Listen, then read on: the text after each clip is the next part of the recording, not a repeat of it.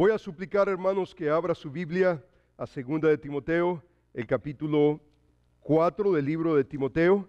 Vamos, hermanos, a entrar a esta porción de la Escritura y la semana pasada comenzamos a tratar esta porción y vamos a tratar de continuar meditando en esta porción de la Escritura.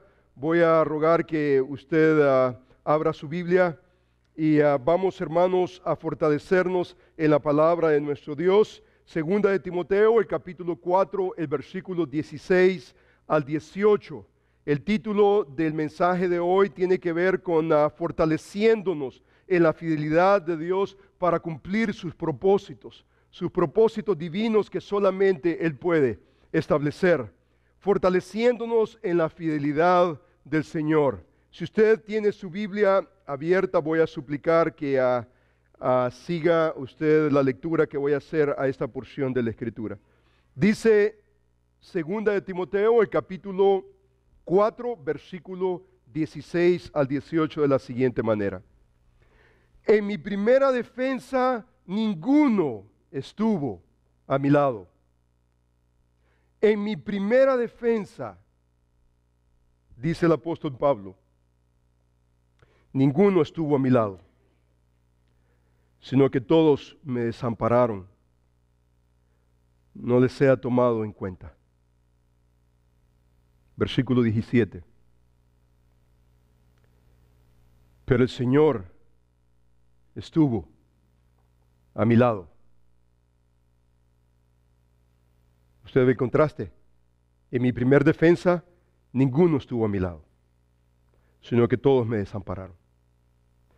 Pero dice la Escritura, mire conmigo, el Señor estuvo a mi lado y me dio fuerzas, porque en la fidelidad de Dios hay fuerza. Me dio fuerzas para que por mí fuese cumplida la predicación y que todos los gentiles oyesen. Así fui librado de la boca del león. Y el Señor me librará de toda obra mala y me preservará para su reino celestial. A Él sea gloria por los siglos de los siglos. Amén. Inclinemos nuestros rostros, demos gracias a nuestro Dios. Amantísimo Padre, Señor, qué lindo es venir a tu palabra. Qué refrescante es a nuestra alma el venir, Señor, y simplemente recrearnos en ella. Señor, venir y que tu palabra sea un bálsamo a nuestra alma. Señor, gracias porque tu palabra tiene poder para sobreedificarnos. Y Señor, gracias porque hemos creído. No en nuestros méritos, no hay mérito alguno. Cristo ha hecho la obra en nuestros corazones. Y porque Él ha intervenido en nuestras vidas, hoy, Señor, te deseamos y te amamos y amamos tu palabra. Y la deseamos más que la miel, la que le destila el panal. Tu siervo además es amonestado en guardar tus estatutos. Hay gran galardón. ¿Quién podrá entender sus propios errores? El salmista dice, guárdame de los que me son ocultos. Guárdame de la soberbia, que no se enseñoreen de mí, y seré íntegro de gran rebelión. Sean gratos los dichos de mi boca y la meditación de mi corazón delante de ti, oh Señor nuestro. Señor, que tu Espíritu Santo nos guíe a toda verdad. Que tu Espíritu Santo, Señor, obre en nuestros corazones en maneras especiales. Que tu palabra pueda fortalecernos y darnos perspectiva divina para poder vivir como conviene delante de ti. Señor, te amamos, te damos honor y gloria. Señor, bendice tu palabra en nuestros corazones. Te lo ruego en el nombre de Jesús y para tu gloria, Señor. Amén. Si usted se da cuenta, el pasaje que acabamos de leer en este momento subraya una expresión increíblemente contundente para todo creyente. En medio de una situación difícil, en este caso, el apóstol Pablo no solamente está ya listo para colgar los guantes, como se dice, ya está listo conforme al contexto del versículo 8. Él dice que ya estoy listo, dice, he peleado la buena batalla, he acabado la carrera, por lo demás me está guardada la corona de vida que Dios dará a los justos, no solamente a mí, pero a los que aman su venida. El apóstol Pablo ya está listo para pasar de esta vida a la otra. Pero no solamente está en esa situación. El apóstol Pablo, como veíamos la semana pasada, está en una situación de abandono. Está abandonado por los que no debían de haberlo abandonado. Usted se da cuenta que está sufriendo de Alejandro. Usted ve el contexto. Está sufriendo de hombres, tal vez mujeres, que no tienen conciencia de Dios. Y eso es de esperar. Pero esperar abandono de los que usted no debería de estar esperando. Va usted a la guerra, su soldado está ahí, y usted sabe que ese soldado va a estar ahí, no solamente para combatir la guerra, pero para estar al lado suyo y no abandonarlo. Pero el apóstol Pablo está aquí diciendo, en mi primer defensa, ninguno estuvo a mi lado, sino que todos me desampararon. Pero usted se da cuenta, hermano, el versículo nos enseña, el apóstol Pablo nos está dando la oportunidad de ver un aspecto de su vida, que en medio de esos momentos difíciles, en medio de ese abandono, el apóstol Pablo está clamando la fidelidad de Dios. Dice, pero el Señor estuvo conmigo. Y hermano, esa es la frase. Esa frase, de alguna manera usted y yo necesitamos mantenerla en perspectiva, especialmente en momentos difíciles de nuestra vida. Usted ni yo sabemos lo que vamos a atravesar. Usted ni yo sabemos lo que nos espera el día de mañana. Pero no importa lo que suceda el día de mañana, usted y yo necesitamos creer en la fidelidad de Dios. Usted se da cuenta que la semana pasada hablábamos de lo que es la fidelidad de Dios. Mire qué interesante, estuvo a mi lado y me dio fuerzas. Porque un elemento de la fidelidad de Dios es precisamente eso. La fidelidad de Dios no es solamente un asunto intelectual, es un asunto que desarrolla algo que nada más, no hay nada más que pueda traer esa fortaleza para usted sentirse y poder echar hacia adelante. Usted debilitado, usted no puede. Pero usted fortaleciéndose en la fidelidad de Dios, usted puede perfectamente bien cumplir los propósitos divinos de Dios para su vida. Solamente. Usted se da cuenta que aquí no solamente habla de cumplir los propósitos de Dios. Usted no puede cumplir los propósitos de Dios débil en un vacío. Usted necesita fortalecerse. La palabra ahí, me dio fuerza, habla de dinamus. Habla básicamente de esa fuerza interna divina que solamente Dios puede poner en el corazón. Y está basada en la fidelidad de Dios. El Señor estuvo a mi lado, es igual a la fidelidad de Dios. Él no me ha abandonado. He encontrado el abandono de los que no debía tal vez yo de esperar el abandono. Pero usted se da cuenta, hermano, cuando hablábamos la semana pasada, nuestra fidelidad es relativa, pero la fidelidad de Dios es absoluta. Gloria al Señor, gloria al Señor que la fidelidad de Dios es absoluta. Él no lo va a abandonar a usted ni a mí. Él nos va a sostener, especialmente en medio de ese calabozo, ahí donde está el apóstol Pablo, en una cárcel romana, en un calabozo, no solamente sufriendo por los romanos, pero sufriendo el abandono de quien no debería de sufrir el abandono. Pero el Señor estuvo a mi lado, me dio fuerza, y me dio fuerza para cumplir sus propósitos eternos en Cristo Jesús. Y decíamos la semana pasada que esa palabra fidelidad tiene un concepto teológico increíble. Habla de de fiable, de confiable, fidedigno, de seguro, de leal. La palabra bíblica tiene que ver básicamente con ese concepto de aletheía en el Nuevo Testamento, en el Antiguo Testamento hebreo. Emona, la palabra, de donde básicamente viene la palabra emot o la palabra amén. Ese amén, el amén es la acentuación de parte de Dios que dice, mira, en medio de todo hay una afirmación divina, hay un amén, porque Dios es nuestro amén. Se recuerda lo que hablamos la semana pasada, esta palabra amén se encuentra en el Antiguo y Nuevo Testamento y especialmente al final de cada libro del Nuevo Testamento usted observa la última palabra amén. Usted lea su Biblia, Nuevo Testamento, usted va a encontrar continuamente, frecuentemente esa palabra amén, solamente para decir, después del libro de Apocalipsis, libro de profecías, mira, todo esto viene, amén, no porque Juan está atrás de esa profecía, sino porque Dios está atrás, y así como Él dice, así como Él lo establece, así el Señor lo va a cumplir, porque Él es el amén.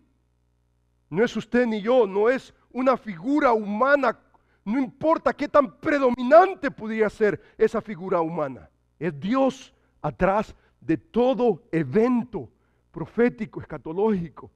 Por eso cuando usted comienza a ver esa palabra, fidelidad, la fidelidad de Dios tiene que ver con la realidad de que Dios cuida de nosotros y que Él siempre va a cumplir sus promesas por su carácter, no porque usted se lo merece.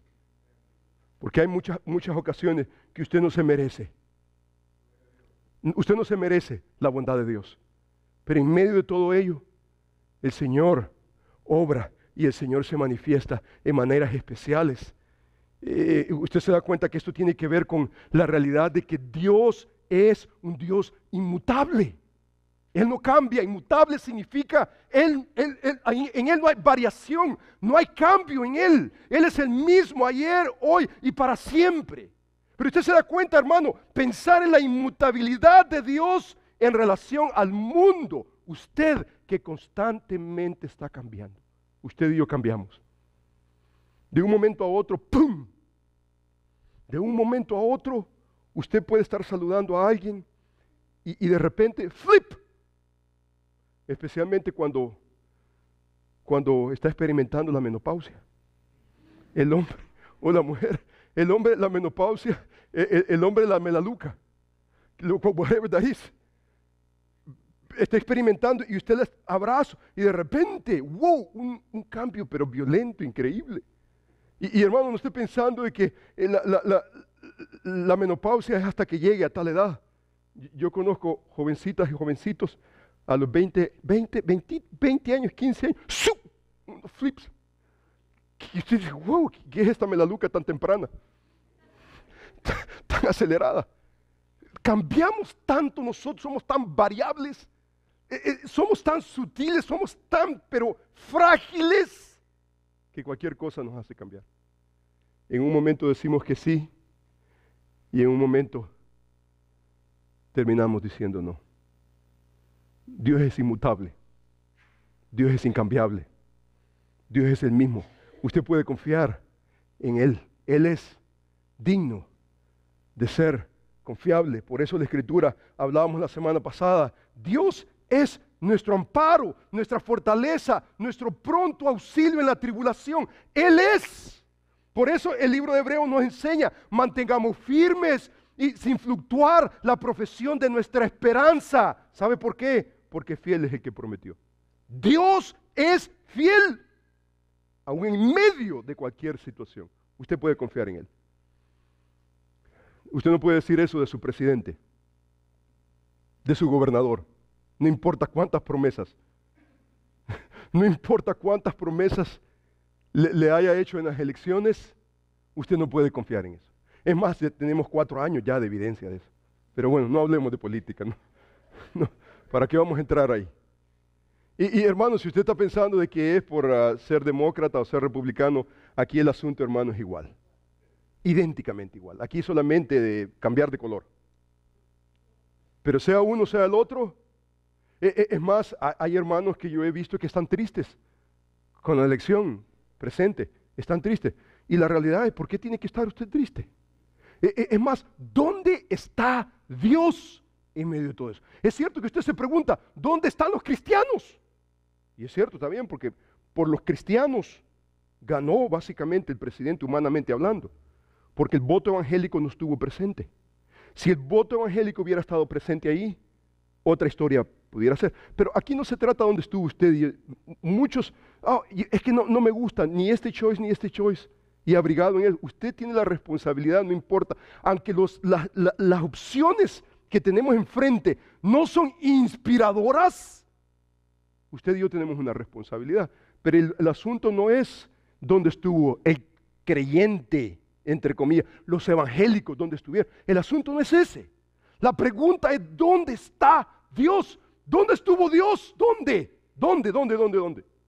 O se nos ha olvidado a nosotros que nuestro Dios es más grande que usted y yo, y nuestro gobernador y el presidente de la república. Y no importa todo, póngalos todos juntos. Él es más grande que, ¿dónde está Dios en todo ello? Y hermano, constantemente usted y yo necesitamos una dosis del carácter de Dios para entender las situaciones de la vida. ¿Cuántas situaciones en la vida que nosotros no entendemos? Muchos hermanos, escucho, están ansiosos. ¿Y qué va a hacer con el futuro? Con el presidente. Hermano, relax. Alguien está en control. Alguien está en control. Él es fiel. El que nos llamó, Él es fiel. Es más, hermano, usted se da cuenta que el día de hoy vamos a tratar siempre en relación a ese concepto. Pero el Señor estuvo a mi lado. El Señor estuvo a mi lado. Vamos a observar, hermano, la providencia divina. Y vamos a tratar la manera de conectar la providencia divina con la fidelidad de Dios. Ahora, hermano, estoy haciendo esto, hermano, que estoy haciendo. Estoy haciendo esta exposición porque, hermano, yo hablo con hermanos y tienen un concepto de Dios increíblemente bajo. Y se les ve en su rostro. Y usted y yo, hermanos, mire, usted y yo necesitamos, hermano, una perspectiva bíblica de quién es Dios. Suficiente, hermano, suficiente para entender. En mi defensa, en mi primer defensa, todos me abandonaron, ninguno estuvo allí. ¡Oh! Pero el Señor estuvo a mi lado y me dio fuerza. Cuando hay fuerza, usted no está, como decimos, la cola entre las patas, ahí todo arruinado, agüitadón ahí. No, usted no está de esa manera. Porque, hermano, en la fidelidad de Dios, en la providencia de Dios, en la presencia de Él, saber quién es Dios, hermano, es increíblemente esencial para que usted pueda levantarse cada día, aún en medio de la situación, de las elecciones y en medio de cualquier situación que usted pudiera pensar. Hermano, poder saber de que Él está allá a su lado. Esta mañana hablaba con nuestra hermana Yolanda, linda hermana, el día de mañana va a ser intervenida, tiene una operación, por lo cual suplico que esté en oración por ella. Pero esta mañana hablando con ella, la abracé y yo le digo, hermanita linda, yo quiero estar ahí, mi esposa y yo queremos estar ahí, al lado suyo. Pero hermana, por cualquier cosa, si mi esposa y yo no estamos ahí, si el Señor nos llama a su presencia, por ejemplo, no estamos ahí, le digo yo a la hermana, yo quiero orar por usted para que el Señor esté ahí. Mi presencia es limitada. I want to be there for her. No doubt about it. Yo soy el pastor de la Grey de Dios. Yo quiero estar ahí. Pero si el pastor de pastores se lleva al pastor de la Grey, ¿Berea? hay un pastor más grande que yo. Hay un pastor que puede hacer lo que el pastorcito no puede hacer. Hay uno más grande que yo. Gracias al Señor que hay uno más grande que cada uno de nosotros, todos puestos. Hay uno más grande. Y hermano, cuando usted observa la fidelidad de Dios, la providencia de Dios, la providencia de Dios a través de la Escritura, y usted comienza a tratar de entender, a tratar de por lo menos de intentar por lo menos entender la deidad, la providencia de Dios, suficiente para poder digerirla en su corazón y en su mente, para lograr enfrentar situaciones difíciles de tantos colores. Esta semana me regocijaba increíblemente en este pasaje de la Escritura, que básicamente no solamente habla de la providencia de Dios, pero mucho más, como usted lo va a ver en este momento. Usted piensa en la providencia de Dios, la palabra básicamente se compone de dos vocablos. Habla básicamente de anticipar. Videncia es un término en latín que significa video.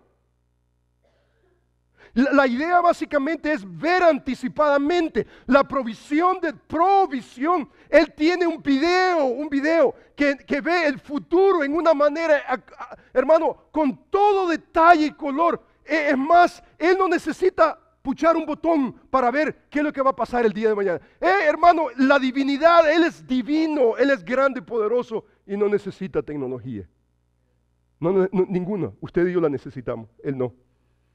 Su providencia nos dice, nos habla que Él anticipadamente está viendo cada evento de la historia. Él está Él está en una categoría que ni usted ni yo estamos. No tenemos esa capacidad, simplemente no tenemos. Absolutamente. Hermanos, es una capacidad y es una capacidad en su género, sola. Él es. Mi hijo está en una liga de fútbol, de soccer. Y vienen equipos en la liga, vienen todos los equipos. Y entonces comenzó la liga hace unos meses atrás. Y entonces comenzó él a jugar, no sabía muy bien, en su segunda temporada, y comenzó a trabajar y a tratar mucho. Y entonces ya está terminando la liga, la temporada está terminando. Entonces, antes de terminar, seleccionan the All-Star Team, el equipo selecto, el equipo que de esta liga que está acá se va a tener que enfrentar con otros. Y entonces, ya esta liga ya lo seleccionan y tienen criterios para seleccionarlo. Y entonces el coach me llamó y me dijo que mi hijo había sido seleccionado. Y entonces ya selección ya no está. Por ejemplo, el día de ayer jugó su juego y entonces en su juego le pusieron los tacos en la frente y entonces ahí estaba tirado y comenzó a llorar y lo sacaron ahí. Y entonces le lastimaron también el tobillo, la rodilla. Y entonces lo sacaron. Y entonces las mamás estaban, estaban llorando ahí, ¿no? Y entonces cuando yo tuve la oportunidad, le digo yo a mi hijo, le digo yo, hey, are you ready for the game? El juego de ayer era para calificar para los playoffs. Si perdían, entonces hasta ahí no me ha llegado. Entonces le digo yo, ¿qué vas a hacer? ¿Vas a llorar allí? Le digo yo. Y entonces le digo, mira, ese golpe acá y acá en la frente le dejaron un cachito. Ese golpe ahí, mira, el dolor, le digo yo, lo arreglamos en la casa. En la casa lo arreglamos. Diferente si lo quebraron ahí. Estaba haciendo un teatro ahí. El amigo estaba haciendo un teatro. Y me entiende, imagínese usted, le trajeron un brace, lo bracearon allí. A mí todo, cualquiera se siente bonito. Y me entiende, y las mamás ahí, me entiende. Entonces le digo yo, ¿qué va a pasar? Ese juego era definitivo. Y le digo yo, hey, what are you going to do? ¿Qué vas a hacer? Mira, cuando termine el juego, nos encargamos del dolor. Pero ahorita, encarguémonos del juego. Y entonces agarró un poco de ánimo. ¿Dónde estaba mi hijo? Estaba ahí, me golpearon, estaba llorando. Pero cuando agarramos ánimo, como que hay algo en nosotros, ¿no? Que nos hace ver y al fin y al cabo, terminó el juego y no estaba tan golpeado que digamos. No estaba. Entonces le digo yo a él, fue una perfecta oportunidad para poder, ¿me entiendes? Mientras estábamos en casa, ok, ¿qué es lo que te duele hoy? ¿Te llevo al hospital? Entonces no era asunto de hospital. No. ¿Qué es lo que te duele? Mira, hoy es el momento. Cuando estás en la cancha allá adentro, olvídate del dolor. Te den el día de mañana, yo no quiero. Te dan duro, en ese momento usted se levanta como un hombre, un guerrero, y usted le entra. Cuando juegan los playoffs, cuando juega el equipo All-Star, la cosa se incrementa. Ahí apúrele, compadre. Ahí no se trata de que, ay, me golpearon. Y ahí vamos. No, ya no se puede. O le entramos o no le entramos. So you make a decision. Usted va a tener que hacer una decisión.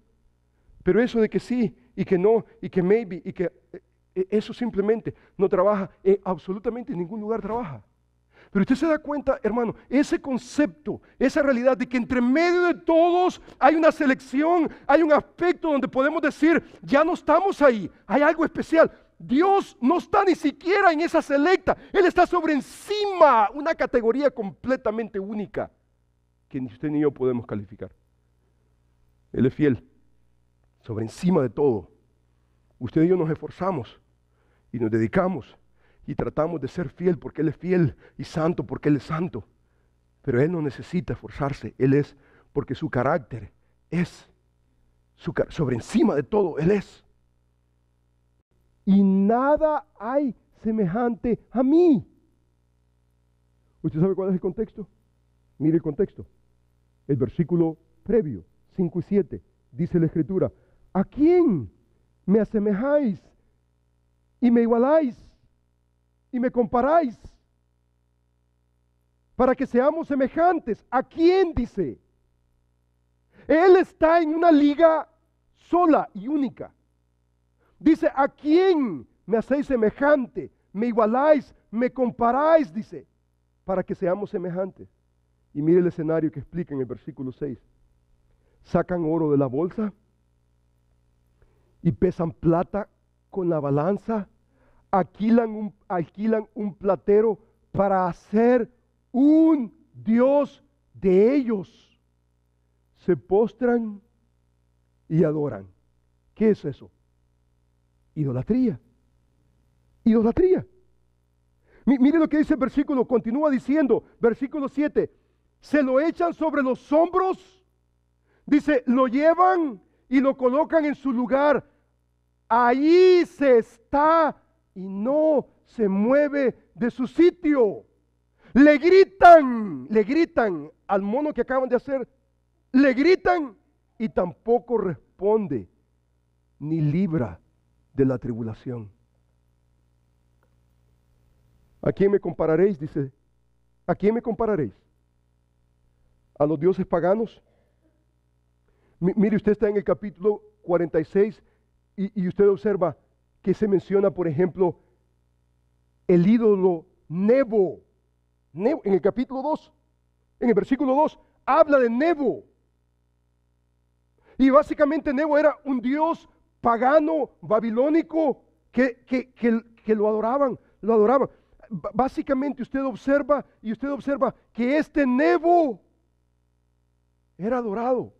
Y entonces lo habían labrado, y entonces lo cargaban con bueyes o lo cargaban en sus hombros, y entonces ahí lo llevaban y hacían procesiones, y entonces lo dejaban en un lugar, y entonces dice el Señor, dice, se lo echan a los hombros, lo llevan, lo colocan en un lugar, allí está, y dice, y no se mueve de su sitio.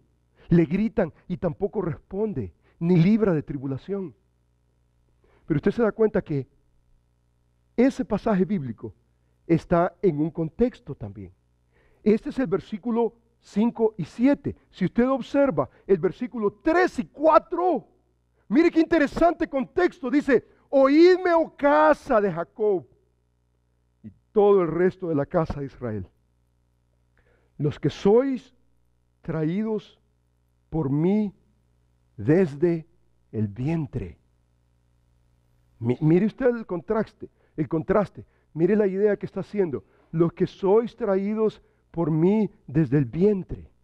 Los que sois llevados desde la matriz. Y hasta la vejez yo mismo, y hasta las canas os soportaré yo. Yo hice lo llevaré, lo soportaré, lo guardaré. Aquí está hablando Dios. Dios dice, oídme, dice el resto de la casa de Israel. Dice, los que sois traídos por mí, ¿desde cuándo? Desde el vientre. Desde el vientre. ¿Quién lo ha venido trayendo? ¿Quién le ha venido dando a usted hasta este momento? ¿Quién lo tiene hasta este momento? ¿Quién lo tiene? ¿Quién le ha dado a usted la protección? ¿Quién le ha dado el cuidado? Y dice, ¿a quién me compararéis? Dice. ¿Me compararéis? Dice, a un mono. ¿Me compararéis? Dice la Escritura, a Nebo. Mire, por ejemplo, los arqueólogos descubrieron, por ejemplo, esta estatua. Y esta estatua básicamente es la estatua de Nebo, el dios babilónico de la sabiduría, de la Escritura. Usted se da cuenta que fue encontrada en una excavación. Nadie sabía de esto. Descubrieron. Y el libro de Isaías habla de Nebo. Y entonces este mono lo cargaban y entonces lo veneraban, lo adoraban. Dice Dios, me compararéis, dice, a este Nebo. Usted se da cuenta que los reyes babilónicos llevaban su propio nombre. Por ejemplo, Nabucodonosor viene de la palabra Nebo. Dios de la sabiduría para ellos. Todo el que quería estar en línea con los babilónicos, de alguna manera se nombraba Nebo, de alguna manera. El prefijo Nebo hablaba de reverencia al Dios de la sabiduría babilónica. Y dice Dios, me compararéis, dice, semejante a este, que usted ve, hermano, su postura, usted lo ve de varias dimensiones, y usted lo ve, es un hombre. A mí se me parece al hermano William Ramírez. Lo voy a ver esta noche al hermano William Ramírez, y se me hace, con la barba y todo, cuando se deja crecer la barba, se parece. Imagínese usted adorar a una estatua. Me compararéis, dice, a tal. Dice, este Dios, ustedes tienen que cargarlo.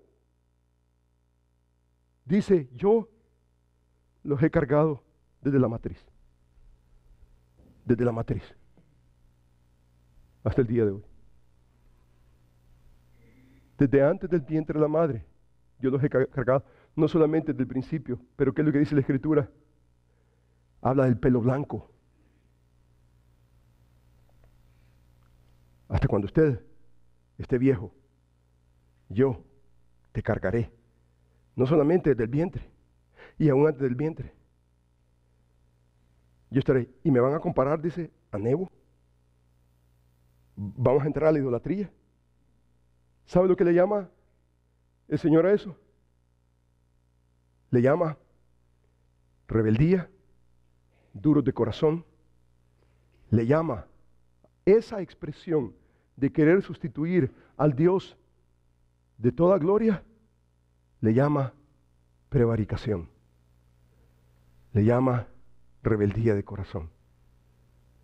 Usted se da cuenta, hermano, usted reflexiona en esto. El razonamiento verdadero, aquí está razonando el Señor. El razonamiento verdadero basado en lo que Dios ha dicho nos lleva no solamente a Dios, pero nos introduce al Dios Todopoderoso y nos hace también entender que los ídolos simplemente rebeldía, es necedad. Usted trata de sustituir al Dios que no se puede comparar ni semejar con nadie. Usted trata de hacer eso. Es rebeldía, es necedad. Y hermano, usted tal vez estará pensando en los tiempos antiguos. ¿Sabe cómo nosotros hacemos esa idolatría hoy en día? Idolatría es sustituir a Dios. De alguna manera sustituir a Dios. Mire, por ejemplo, el debate en teología que se tiene sobre la soberanía de Dios y el libre albedrío del hombre.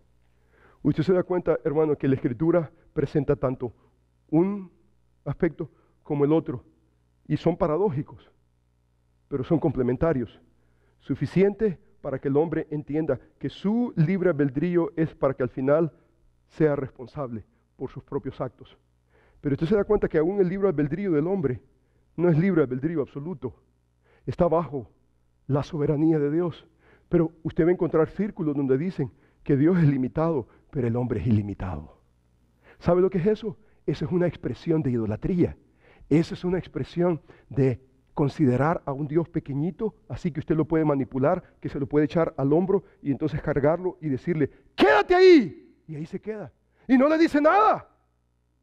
Y ese Dios es, oh yeah, I like that. Porque yo puedo controlar al ídolo, yo lo puedo controlar. No me controla a mí. Pero no nos gusta la idea que Dios es soberano, está en control de todo.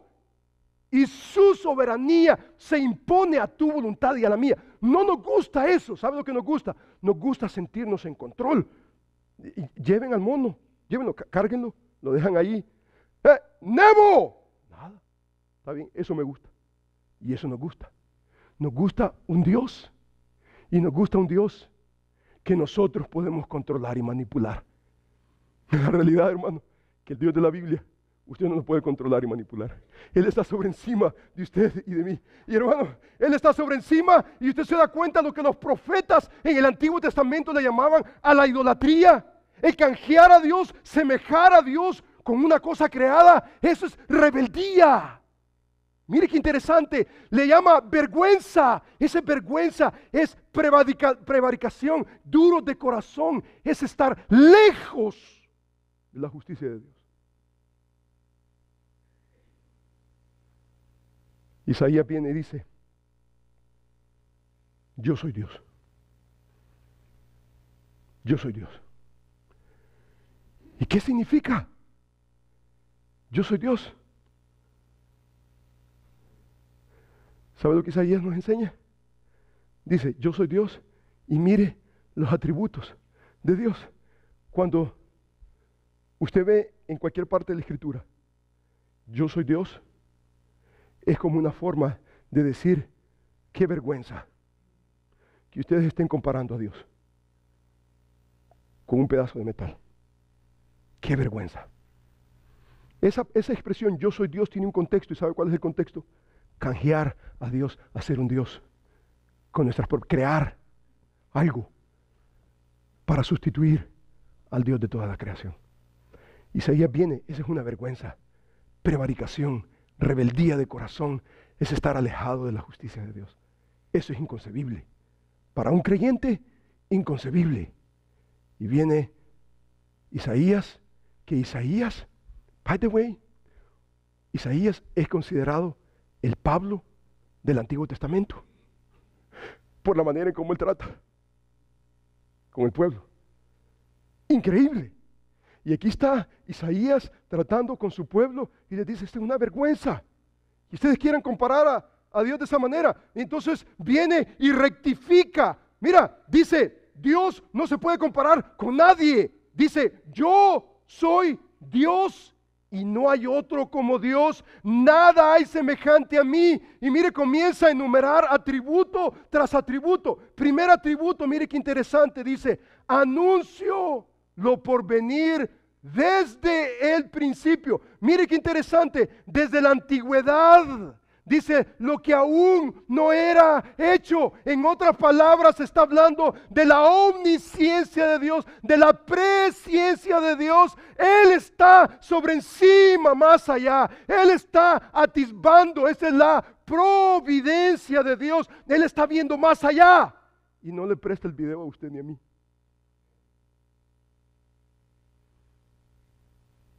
Él lo hace revelar.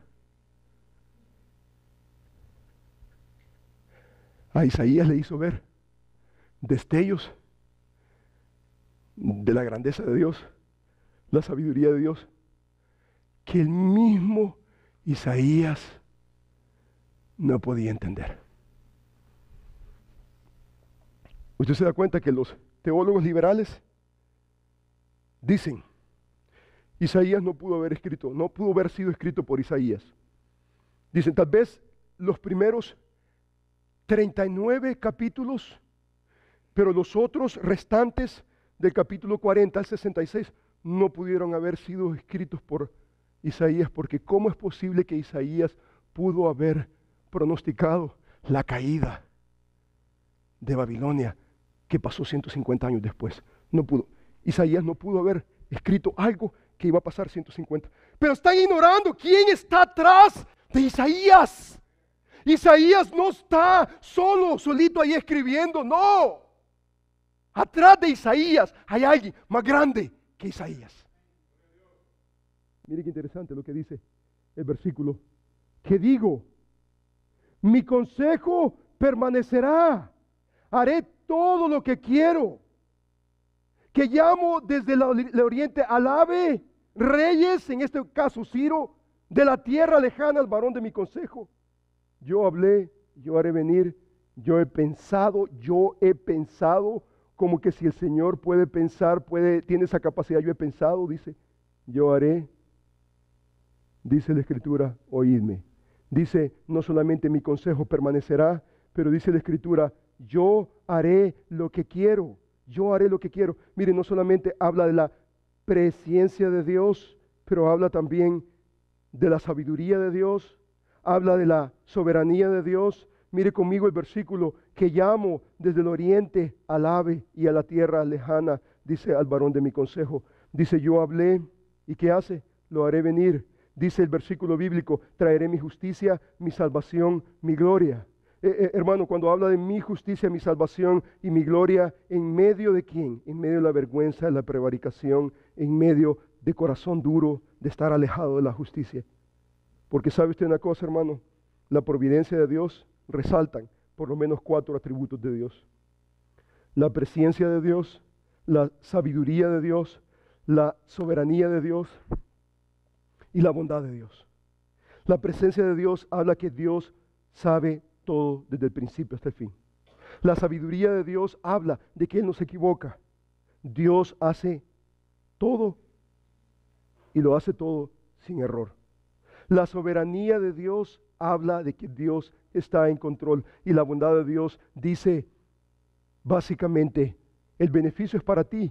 A pesar de que tú eres infiel, yo permanezco fiel. A pesar del duro de corazón, dice, yo traeré mi justicia, yo traeré, dice, mi gloria, mi salvación, yo voy a traer. O sea que la bondad de Dios está aún en medio de nuestra infidelidad. Porque Dios es Dios y está en una categoría completamente única. Usted habla de la providencia de Dios, es la supervisación e intervención de Dios a favor suyo y a favor mío. Por eso cuando usted comienza a observar este pasaje de la Escritura, dice la Escritura, mire conmigo en el libro de los Hechos, en el capítulo 4, hay un pasaje increíblemente contundente que nos hace no solamente pensar en esta verdad, pero sentir esta verdad. Aquí está Pedro y Juan, salen del concilio, vienen básicamente perseguidos, sufriendo por el nombre de Cristo. Y dice el versículo 23 de la siguiente manera, puestos en libertad, vinieron a los suyos, Pedro y Juan vinieron a los suyos, y contaron todo lo que los principales sacerdotes y los ancianos les habían dicho. Y ellos, habiéndolo oído, alzaron, dice, unánimes la voz a Dios y dieron, dice, y dijeron, soberano Señor. La palabra soberano Señor en el original, en el griego es déspotas, déspotas. Es una palabra mala para nosotros. ¿Quién es un déspota? Alguien que toma control de una situación. Lo decimos a los políticos, ¿no es cierto? Que tratan de aventajar con su poder. Pero hermano, la palabra déspota para usted y para mí es una mala palabra. Pero la palabra déspota para Dios, Él está en una categoría única. Él es déspota en el sentido de que Él tiene todo control. Y imagínese usted, soberano, Señor, ¿eso es igual a déspota? Cuando usted quiere tomar el control de lo que solamente le pertenece a Dios, usted es un déspota negativamente.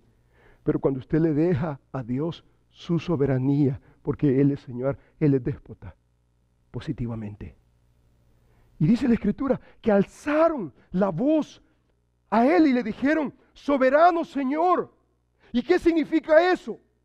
Tú eres el Dios que hiciste el cielo y la tierra, el mar y todo lo que en ellos hay.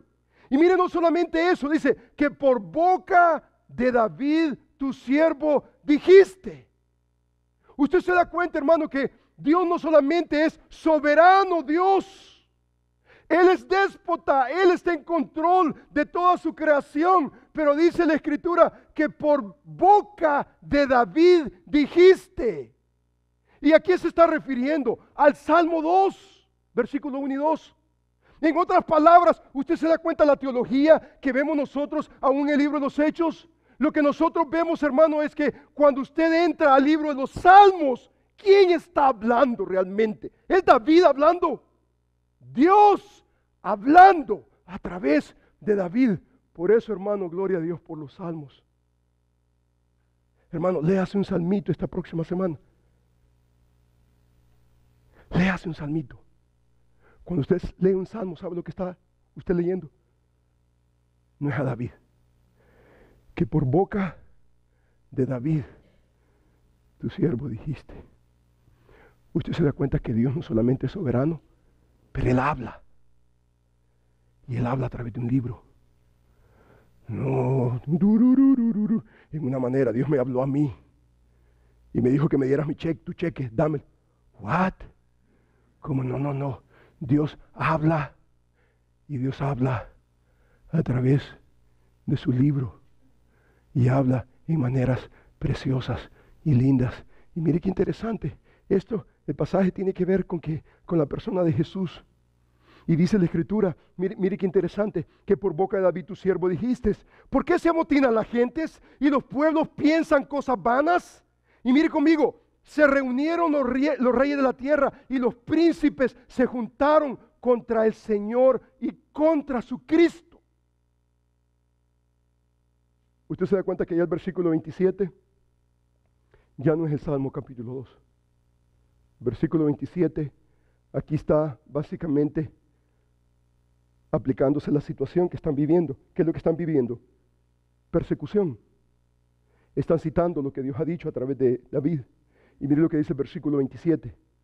Porque verdaderamente se unieron en esta ciudad, Jerusalén, contra tu santo Hijo, Jesús, a quien ungiste. Mire qué interesante. Mire, habla de quién. Habla de los reyes de la tierra, de los príncipes, y dice la Escritura, ese es el Salmo capítulo 2, pero el contexto que están viviendo en Jerusalén, Pedro y Juan, dice que verdaderamente se unieron en esta ciudad contra tu Hijo, Jesús, a quien ungiste. Y mire a quién comienza a enumerar: a Herodes, Poncio Pilato, gentiles y el pueblo de Israel. ¿En contra de quién? De tu Hijo. Y mire lo que dice, hermano, el versículo siguiente, versículo 28. Para hacer cuanto tu mano y tu consejo había antes determinado que sucediera. ¿Quién realmente está en control? ¿Dónde está Herodes? Poncio Pilato, los gentiles, el pueblo. ¿Sabe lo que están haciendo? Todo el pueblo uniéndose en contra de tu santo ungido de Dios. Pero esto que está pasando es hacer cuanto tu mano, tu consejo había antes determinado que sucediera. Esto ya estaba escrito. The script is written. Ya está. Aún antes. ¿Sabe por qué? Porque Él es el que está en control del cielo, de la tierra. Su provisión nos alcanza. Él no solamente entiende, presciencia de Dios. Él es soberano, va a hacer como Él quiere. Él no va a cometer error, su sabiduría está ahí. Y su bondad es para usted. Por eso, cuando Pablo viene y dice, en mi primera defensa, ninguno estuvo a mi lado, sino que todos me desampararon. No les tomen en cuenta. Usted se da cuenta que esa expresión, no les tomen en cuenta, es la misma frase que utiliza Esteban y la misma frase que utiliza el Señor Jesús cuando dice, no les tomen. Yo no tengo mala actitud con esta gente, no. ¿Sabe que el Señor está sobre encima? Pablo no está con mala actitud. Aquí no está abandonado, pero no está con mala actitud. ¿Saben quién cree? Él. El Señor estuvo a mi lado. El Señor estuvo a mi lado, me dio fuerza. Y me dio fuerza para cumplir sus propósitos eternos. No solamente dice la Escritura, dice, el Señor estuvo a mi lado.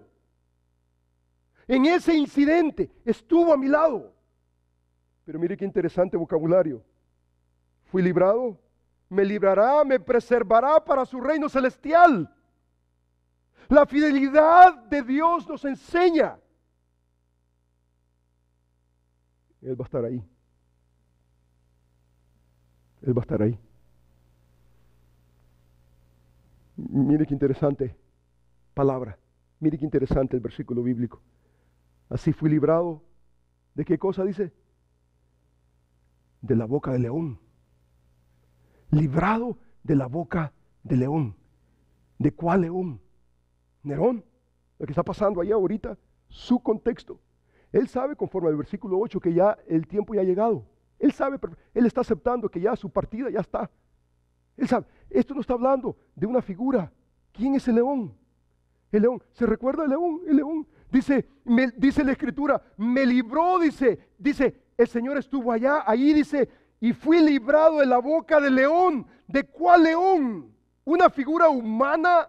No es una figura humana. Usted se recuerda las palabras de Pedro. ¿Se recuerda las palabras de Pedro? Dice la Escritura que el adversario, el diablo, anda como ¿quién? Como león, buscando a quien devorar. Cuando Pablo dice, me libró, fui librado de la boca del león, no está hablando, hermano, de una figura humana. No está hablando de que, ¿sabes qué? Para mí, el vivir es Cristo y el morir es ganancia. El apóstol Pablo tenía completamente clara que para él morir, ¿qué significa para el creyente morir? Pero usted se da cuenta, fui librado de la boca del león. Esa figura, hermano, es nuestro adversario que anda buscando a quien devorar. Ahora, escuche, hermano, escuche, hermanito precioso. Escuche bien este pasaje bíblico.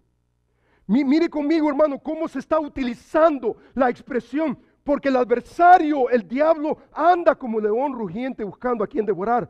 Mire conmigo, hermano, y aprecie el contexto de este pasaje bíblico. Mire conmigo, humillaos, dice. ¿Por qué? Porque Él tiene cuidado de vosotros. Él tiene cuidado de vosotros, dice, humillaos bajo la poderosa mano de Dios, para que Él os exalte cuando fuere tiempo, echando toda vuestra ansiedad sobre Él. ¿Por qué, hermano? Porque Dios tiene cuidado de vosotros. Sed sobrios, dice, velad, porque vuestro adversario el diablo anda como león rugiente buscando a quien devorar. Y dice, mire qué interesante, mire, mas el Dios de toda gracia, este es el contexto, que nos llamó a su gloria, Él mismo os perfeccione, afirme, fortalezca. Y dice la Escritura, establezca. ¿Dónde está Dios? En medio de los ataques del diablo, del león. El león anda alrededor buscando a quien devorar. No es la muerte, no es escapar de la muerte, es del adversario, el diablo. Pero usted se da cuenta que este pasaje habla y dice, mire conmigo, qué interesante, humillaos, dice. Mire, no solamente eso, dice el versículo, echad toda vuestra ansiedad sobre Él. Mire qué interesante lo que dice este pasaje bíblico. Al cual resistid firmes, ¿en qué cosa?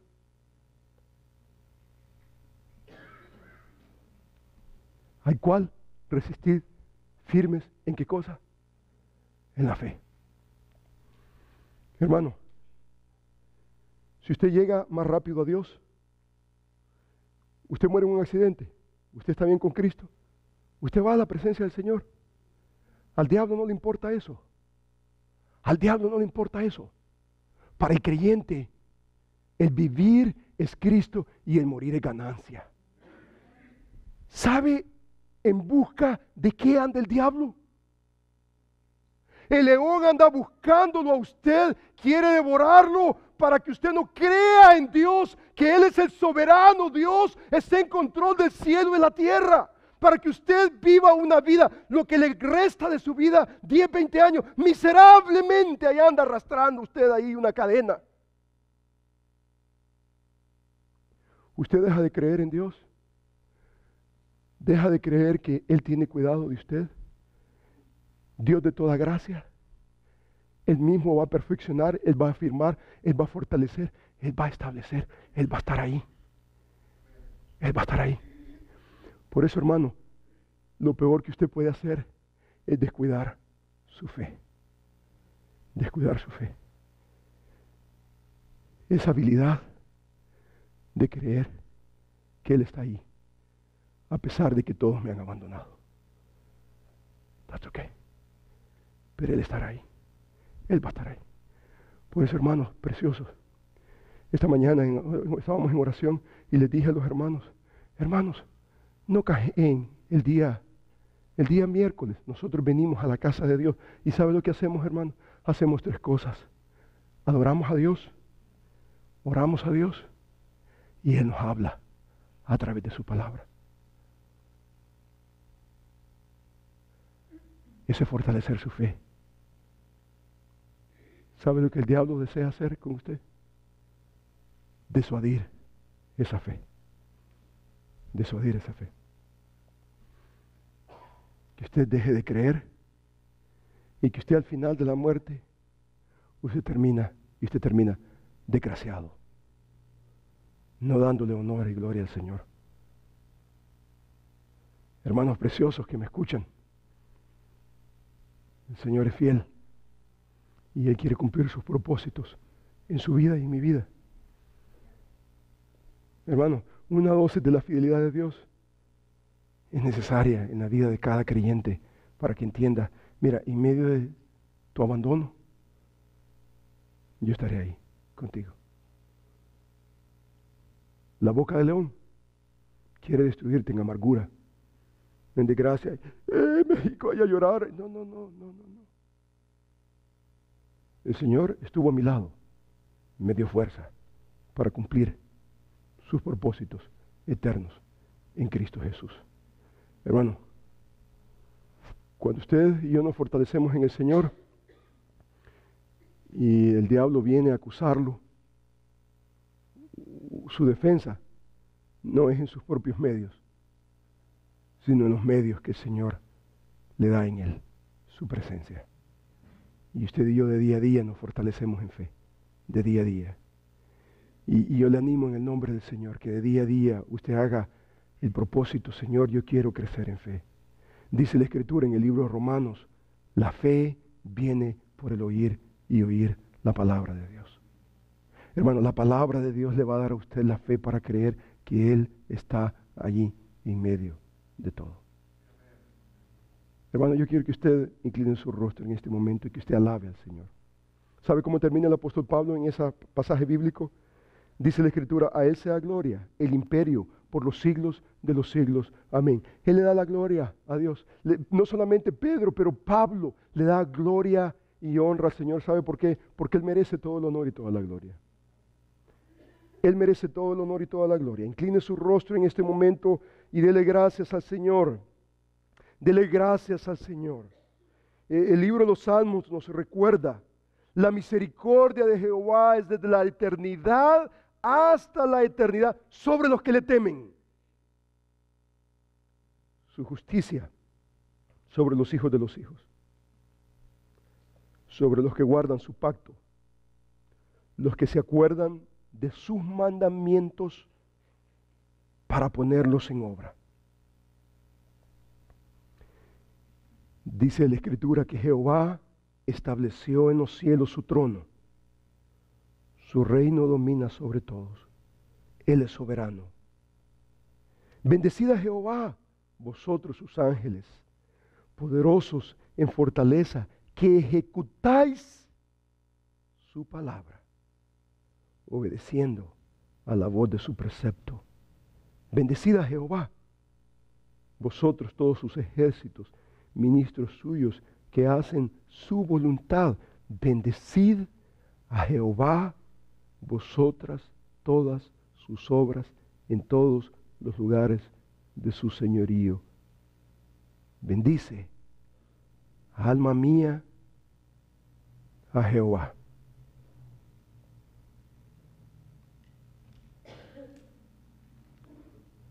A Él sea gloria por los siglos de los siglos. Porque si hoy estamos en pie, es porque Él ha permanecido fiel. Señor, a ti te damos todo el honor y toda la gloria. Tú te mereces todo el honor y toda la gloria. Gracias por tu fidelidad. Gracias, Señor, por tu soberanía, tu presciencia, omnisciencia. Gracias por tu sabiduría. Gracias por tu bondad. Gracias, Señor, porque tú eres. Y porque tú eres, nosotros somos. Y estamos en pie. Señor mío, quiero suplicar por mi hermano Daniel en este momento, Fonseca, que yo sé que está en una tarea muy ardua. Dale de tu sabiduría, de tu entendimiento, dale de tu capacidad que solamente tú puedes dar. Quiero, Señor, así también suplicar por mi hermano Rubén, que sale esta semana para México. Él va no a disfrutar, no va de vacación, lleva una misión muy especial. Y queremos encomendártelo. Queremos, Señor, rogar en el nombre de Jesús que tu presencia esté a su lado. Que en el momento que Él tenga que abrir su boca, que tus designios, que tu palabra pueda ser proclamada. Señor, fortalécelo, aliéntalo. Te ruego, mi Señor, que tu nombre sea glorificado en la vida de Él. Y te ruego, Padre bendito, que tú puedas cumplir tus propósitos eternos en la vida de nuestro hermano. Señor mío, no quiero despedirme en este día sin antes suplicar por mi hermana Yolanda, para que tú seas, Señor, al lado de ella el día de mañana en esta operación. Señor, fortalécela, que tu presencia esté a su lado y que le dé fuerza para cumplir tus propósitos en su vida. Señor, te amamos. Señor, te amamos y queremos amarte más y más. Queremos, Señor, vivir para tu honor y tu gloria. Queremos, Señor, no quedar en vergüenza, en prevaricación, en rebeldía de corazón, lejos de tu justicia. Señor, queremos estar cerca de ti, trayendo todo honor y toda gloria que solamente tú mereces. Señor, líbranos de idolatría. Que nuestra veneración y nuestra gloria seas tú y solamente tú. Señor, te amamos. Te damos honor y gloria. En Cristo Jesús. Amén.